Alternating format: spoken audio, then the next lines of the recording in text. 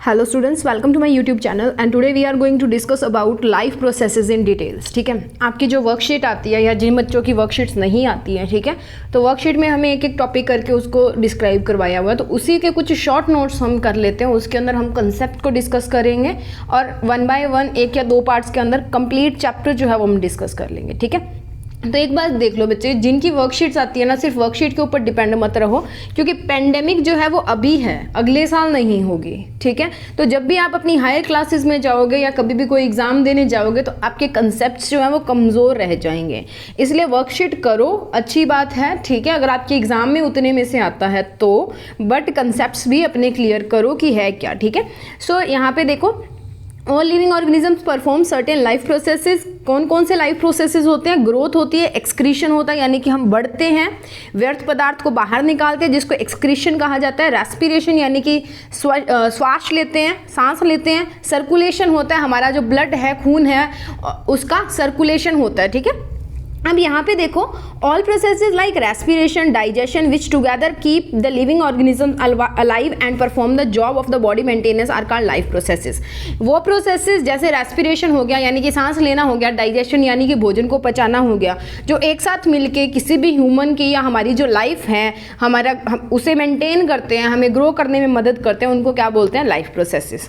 तो हम अपनी बुक्स के अंदर एनसीईआरटी में कौन कौन से लाइफ प्रोसेसेस पढ़ने वाले हैं? पहला ग्रोथ की बात करते हैं जो न्यूट्रिशन से होती है, उसके बाद में न्यूट्रिशन किससे होता है? खाना जब हम खाते हैं, फूड। ठीक है, तो फूड की बात करते हैं, न्यूट्रिशन आएगा पहला आपका। उसके बाद में खाया हुआ खाना डाइजेस्ट होगा, ठीक है, पचेगा। उसके बाद में रेस्पिरेशन हम करते हैं, रेस्पिरेशन से यानी कि गैसों का आदान प्रदान, ऑक्सीजन को अंदर लेके जाते हैं, कार्बन डाइऑक्साइड को बाहर छोड़ते हैं। ठीक है, उसके बाद में सर्कुलेशन, ब्लड का जो सर्कुलेशन होता है, ठीक है, और काफ़ी सारे जो न्यूट्रिएंट्स होते हैं वो बॉडी के अंदर कैसे सर्कुलेट करते हैं। और उसके बाद में एक्सक्रीशन यानी कि जो खाना हमने खाया उसमें से सारे पौष्टिक तत्व हमने बीच वाले जो स्टेप्स थे इनसे निकाल लिए, और बचा हुआ जो पदार्थ था वो लिक्विड और सॉलिड फॉर्म के अंदर में एज ए यूरिन और एज ए वेस्ट आपका बाहर निकल जाता है। ठीक है, तो सबसे पहले बात कर लेते हैं ग्रोथ वाले पार्ट की, और उसके अंदर आप ग्रोथ को न्यूट्रिशन भी लिख सकते हैं। यहाँ पे ग्रोथ यानी कि ग्रोथ होगी किससे? न्यूट्रिशन से। तो फर्स्ट हमारा लाइफ प्रोसेस होता है दैट इज न्यूट्रिशन।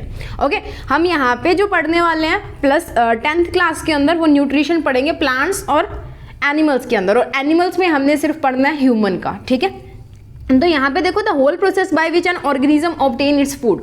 वो सारा प्रोसेस, वो सारी प्रक्रिया जिसके द्वारा जो एनिमल्स होते हैं, प्लांट्स होते हैं, ऑर्गेनिजम्स होते हैं, मान लो कोई भी जीव जो हैं, वो अपना खाना जो है वो ऑब्टेन करते हैं, बनाते हैं या कहीं से प्राप्त करते हैं, उनको इसको क्या बोला जाता है? न्यूट्रिशन, जिसको हिंदी में पोषण बोला जाता है। ठीक है, सो हमारे पास है दो अलग अलग तरह के न्यूट्रिशन। पहला है न्यूट्रिशन इन प्लांट्स। प्लांट्स क्या होते हैं? ऑटोट्रॉप्स होते हैं। ऑटोट्रॉप्स मतलब जो अपना खाना खुद बनाते हैं, can make their own food, animals for their food. ठीक है, ये एनिमल्स पे डिपेंड नहीं करते, ठीक है, अपने खाने के लिए अपना खाना खुद बना लेते हैं।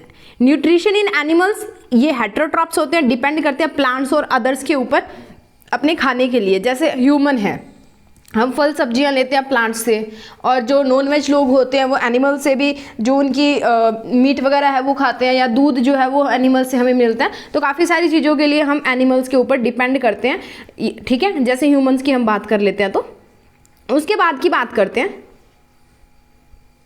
नेक्स्ट हमारे पास मोड्स ऑफ न्यूट्रिशन। दो तरह के न्यूट्रिशन के मोड होते हैं, जैसे हमने वर्कशीट में पढ़ा था, autotrophic and heterotrophic. Autotrophic kind of nutrition in which inorganic material like CO2, water etc are utilized to prepare organic food by the process of photosynthesis. Autotrophic वो न्यूट्रिशन होता है जिसके अंदर इनऑर्गेनिक मटेरियल जैसे carbon dioxide, पानी, ठीक है, सूरज की रोशनी, इन चीज़ों को मिला के क्या किया जाता है? खाना बनाया जाता है। ठीक है, किसके प्रोसेस के थ्रू? फोटोसिंथेसिस के प्रोसेस के थ्रू। और वो कौन करते हैं? ग्रीन प्लांट्स करते हैं, हरे पेड़ पौधे करते हैं।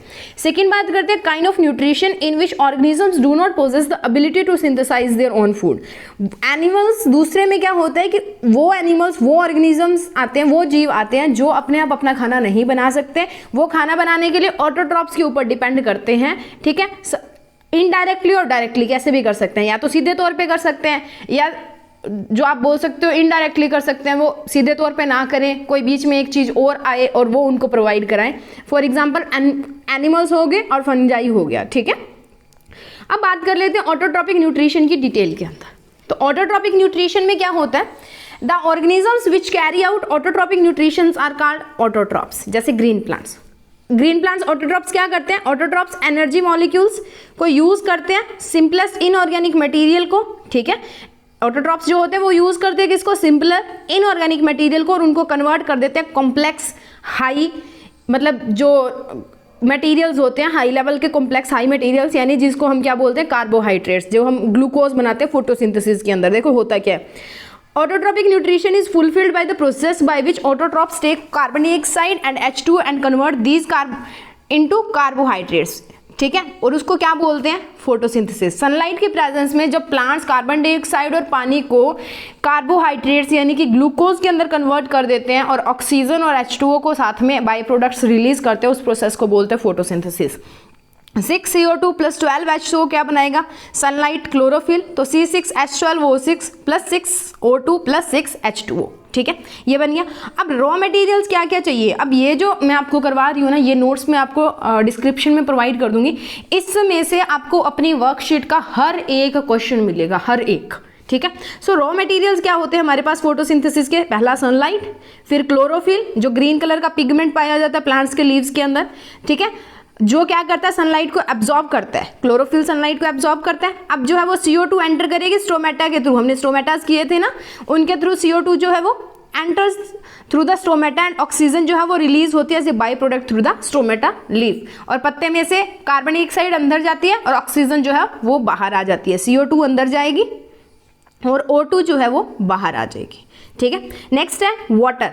अगला वाटर क्या करता है, वाटर प्लस डिजॉल्व मिनरल जैसे nitrogen phosphorus extractor are taken from the roots. Water जो है वो किससे लेता है, जड़ें जो है वो धरती में से पानी को सोखती हैं, मिट्टी के अंदर जो नमी होती है उसमें से पानी को सोखती हैं, और पानी जो है वो वहाँ से आता है। कार्बन डाइऑक्साइड जो है वो एटमॉस्फेयर में से लेता है, और सनलाइट और क्लोरोफिल सनलाइट को एब्जॉर्ब करती है, और वहाँ से हमारे पास ग्लूकोज, ऑक्सीजन और H2O जो है वो निकल के आते हैं। अब होती कहाँ है फोटोसिंथेसिस, फोटोसिंथेसिस होती है क्लोरोप्लास्ट के अंदर, ठीक है। क्लोरोप्लास्ट के अंदर क्लोरोफिल होती है, दैट ग्रीन पिगमेंट, ठीक है, उसी के कारण जो है वो फोटोसिंथेसिस होती है। तो फोटोसिंथेसिस की साइट क्या है, क्लोरोप्लास्ट, ठीक है, ये हमारे क्वेश्चन भी था पहले। मेन इवेंट्स ऑफ फोटोसिंथेसिस, अब अलग अलग स्टेप्स क्या होते हैं फोटोसिंथेसिस के, तो वहां पे देखिए, absorption of light energy by chlorophyll, सबसे पहले जो सूरज है उससे जो रोशनी है वो जो पत्तों के अंदर क्लोरोफिल पाई जाती है, यहाँ पे ये जो लीफ है ये क्या करेगा, इसकी सूरज की रोशनी को एब्जॉर्ब कर लेगा, क्लोरोफिल जो इसके अंदर है वो एब्जॉर्ब करेगा। उसके बाद में हमारे पास क्या होगा, इसको कन्वर्ट कर दिया जाएगा लाइट एनर्जी को केमिकल एनर्जी के अंदर, plus splitting breaking off water into the hydrogen and oxygen. उसके बाद में क्या करेंगे, इस एनर्जी को केमिकल एनर्जी में कन्वर्ट करेंगे। उसके साथ साथ पानी जो है H2O को दो पार्ट्स के अंदर तोड़ दिया जाता है, पहला हाइड्रोजन में और दूसरा ऑक्सीजन वाले पार्ट के अंदर। उसके बाद में रिडक्शन की जाती है ऑफ CO2 टू कार्बोहाइड्रेट्स, फिर कार्बन डाइऑक्साइड की रिडक्शन होती है, ठीक है। अब स्टोमेटा क्या होते हैं, ये भी हमने अभी वर्कशीट आई थी हमारी। तो tiny pores present in the surface of the leaves के सर्फेस के ऊपर जो टाइनी पोर्स प्रेजेंट होते हैं, ये देखो आपको छोटे छोटे बिल्कुल दिखाई दे रहे हैं, स्टोमेटल पोर, ठीक है, ये रे दिखाई दे रहे हैं, ठीक है। ये जो होते हैं ना, ये जो आपको लाइट ग्रीन कलर के दिख रहे हैं ये गार्ड सेल होते हैं, और ये जो आपको ऑरेंज कलर का दिख रहा है दैट इज क्लोरोप्लास्ट, ठीक है, ऑरेंज कलर का छोटा छोटा ये, ठीक है, पता लग गया।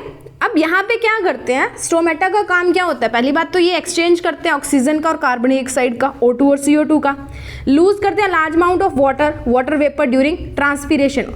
ओस की बूंदे बत्तों पर नहीं आ जाती, तो वो ओस कहाँ से निकलते हैं, स्टोमेटा के पोर्स में से, ठीक है। अब होलोजोइक हेटरोट्रॉपिक न्यूट्रिशन जो है उसके अंदर हम क्या करते हैं, तीन तरह के न्यूट्रिशन जो है वो हम पढ़ते हैं। पहला है होलोजोइक, फिर है स्पैरोफाइटिक, उसके बाद में पैरासाइटिक। होलोजोइक न्यूट्रिशन कौन सा होता है, animals take in solid food and break down inside the body. Animals क्या करते हैं, सॉलिड फूड को लेते हैं और उसको ब्रेक कर लेते हैं अपनी बॉडी के अंदर लाके, जैसे अमीबा हो गए और एनिमल्स हो गए। जैसे हम खाना खाते हैं, रोटी जो खाते हैं सॉलिड होती है, उसको अंदर जाके ब्रेक करते हैं और तब तक उसको चबाना होता है जब वो सॉलिड से लिक्विड फॉर्म के अंदर कन्वर्ट नहीं हो जाती, ठीक है। उसके बाद में saprophytic, organism feed on the dead and decaying matter. Dead और डिकेइंग मैटर के ऊपर जो ऑर्गेनिजम्स फीड करते हैं, ठीक है, उनको बोला जाता है स्पैरोफाइट्स, और उस मोड ऑफ न्यूट्रिशन को बोला जाता है स्पैरोफाइटिक्स। जो आपने देखे नहीं बायोडिग्रेडेबल जो होते हैं उनको तोड़ देते हैं, वो हम बोलते हैं कुछ बैक्टीरियाज होते हैं, ठीक है, कुछ माइक्रो ऑर्गेनिजम्स होते हैं, तो वो क्या करते हैं, डेड रिमेन्स के ऊपर करते हैं ना, जैसे कोई एनिमल मर जाता है उसके ऊपर जो करते हैं, ठीक है, तो उनको बोला जाता है फंजाई। पैरासाइट क्या होते हैं? पैरासाइट्स जो लीव करते हैं पैरासाइट यानी कि पराई साइट, पराई जगह पे। पराई जगह किसकी होगी? किसी और की बॉडी के ऊपर जाके जो फीड करते हैं। पैरासाइट्स लिव इनसाइड और outside the organism, host and drive nutrition from it. जैसे कैस्कटा प्लांट्स जो है वो हैं, टिक्स जो होती हैं या लाइसिस जो होती हैं, जुएं आपने देखी होंगी, ठीक है। जुएं जो है वो जो मनुष्य है या जो एनिमल्स होते हैं उनके बॉडी के ऊपर वो पलती फूलती हैं। जब जुएं शुरू में आती है ना बालों में तो छोटी छोटी होती हैं, उसके बाद में बड़ी बड़ी होती जाती हैं, ठीक है। उसके बाद में देखो how do organism obtain their food. पहले यूनिसेलुलर सिंगल सेल्ड ऑर्गेनिजम्स की बात करते हैं कि एनिमल्स कैसे फूड जो है वो ऑब्टेन करते हैं। तो यूनिसेलुलर और सिंगल सेल्ड में हमारे पास आएंगे अमीबा और पैरामीशियम, ठीक है। तो अमीबा कैसे अपना फूड ऑब्टेन करेगा?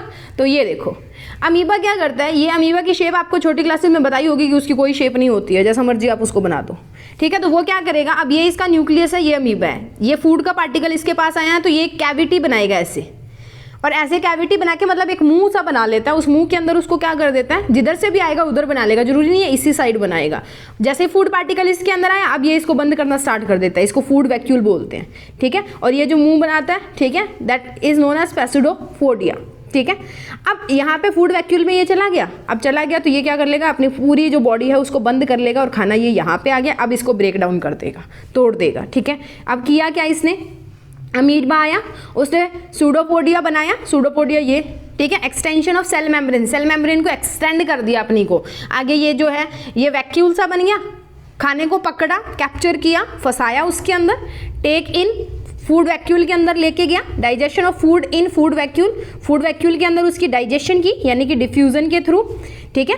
सब जो डिफ्यूजन क्या होती है, सिंपल सब्सटेंस इन साइटोप्लाज्म के अंदर उसकी किए। अब उसके अंदर क्या हुआ, अनडाइजेस्टेड फूड जो बच गया move to the surface of the cell and thrown out, उसके बाद में सेल के सरफेस के ऊपर जाएगा और उसको बाहर फेंक दिया जाएगा, ठीक है। तो ये होती है अमीबा के अंदर।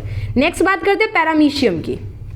जैसे पैरामीशियम की एग्जांपल हम लेते हैं cilia, present all over the body. वो क्या करता है, take in food at specific spot, किसी एक स्पेसिफिक स्पॉट के ऊपर लेता है। अमीबा तो कहीं से भी ले लेता है ना, वो एक स्पेसिफिक स्पॉट के ऊपर जो है वो लेता है, ठीक है। तो अब जो न्यूट्रिशन है उसके अंदर कितने कितने क्या क्या प्रोसेसेस होते हैं उनको देखो। पहले है इंजेक्शन, फिर है डाइजेशन, फिर एब्जॉर्प्शन, फिर एसिमिलेशन और फिर इजेशन, ठीक है। इंजेक्शन क्या होता है, इन यानी कि अंदर लेके जाना फूड को, intake of food material into the simple ones. Digestion मतलब उसको ब्रेक डाउन करना, तोड़ना। एब्जॉर्प्शन का मतलब मूवमेंट करवानी उसकी। अब पानी को जमीन पे छोड़ देते हो तो वो चलता जाएगा तभी वो एब्जॉर्ब होता है ना। एक जगह पे काफ़ी दिन अगर पानी खड़ा रख लेते हो ना आप, तो वो एब्जॉर्ब होना कम हो जाता है। एसिमिलेशन यानी कि यूटिलाइजेशन ऑफ फूड प्रोडक्ट, उनका किसी भी काम के लिए यूटिलाइज करना, चाहे वो शरीर को एनर्जी प्रोवाइड करवाने के लिए या जो डेड सेल्स होते हैं उनकी मरम्मत करने के लिए। इजेक्शन मतलब एग्जिट करवा देना, ई से एग्जिट, तो रिमूवल ऑफ वेस्ट, ठीक है। अब उसके बाद में हो गया different organisms utilise different nutritional process as it depends upon the source of carbon from where the food is taken, okay. अब ये हो गया हमारे पास न्यूट्रिशन इन ह्यूमन बीइंग, ठीक है। अब ये पढ़ेंगे हम नेक्स्ट वीडियो के अंदर। आज के लिए इतना ही पार्ट 1 के अंदर। पार्ट 2 में हमें आपको बताऊंगी कि ह्यूमंस के अंदर जो न्यूट्रिशन है वो कैसे होता है। प्लांट्स के अंदर हमने पढ़ लिया, यूनिसेलुलर के अंदर हमने पढ़ लिया, अब मल्टी सेलुलर की बात करेंगे और उसके अंदर हम ह्यूमंस की बात करेंगे नेक्स्ट वीडियो के अंदर, ओके।